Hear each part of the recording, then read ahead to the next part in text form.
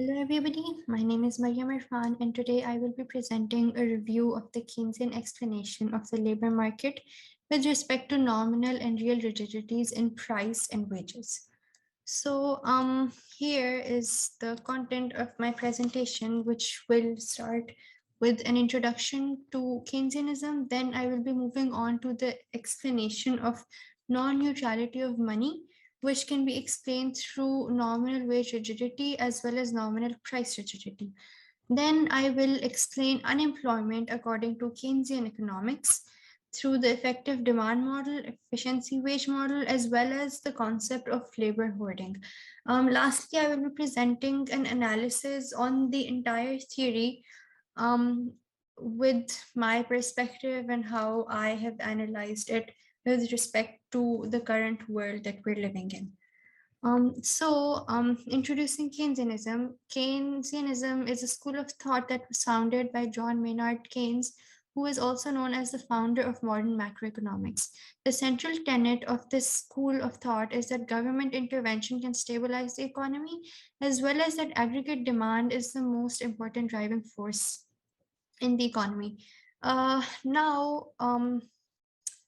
In contrast with Adam Smith and his classical economics, where government intervention needs to be minimized, this school of thought was created during the Great Depression of the 1930s, where existing economic theory was unable either to explain the causes of the severe worldwide economic collapse or to provide an adequate public policy solution to jumpstart production and employment.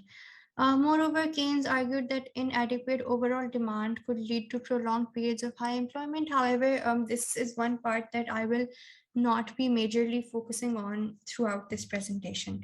Now, moving on to the non-neutrality of money, which is an important point that distinguishes the Keynesian economics from classical economics and is a huge conflict between the two.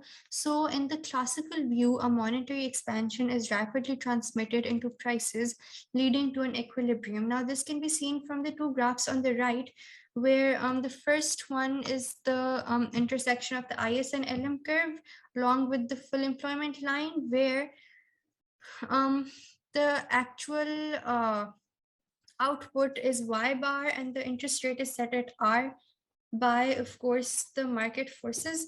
The aggregate demand and aggregate supply are also seen in the graph down below.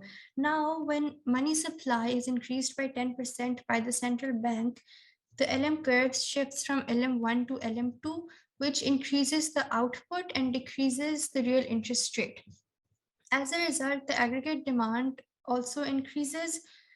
um, However, now this is where the difference lies, that according to classicals, um, even in the short run, the prices will increase from P to P2 as the aggregate supply will increase to compensate for the money supply. Now, as money supply is increased by 10%, the price level will also increase by 10%, and the market will be back in equilibrium as the LM2 curve will shift back to LM1.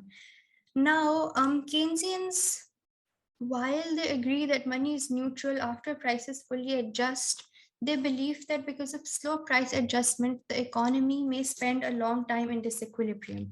During this period, the increased money supply causes output and employment to rise and the real interest rate to fall. Now, in the two graphs, we can see how real interest rate is decreasing while output is increasing, and I will be talking about employment later. So, in brief, Keynesians believe in monetary neutrality in the long run, but not in the short run. Now, this can be explained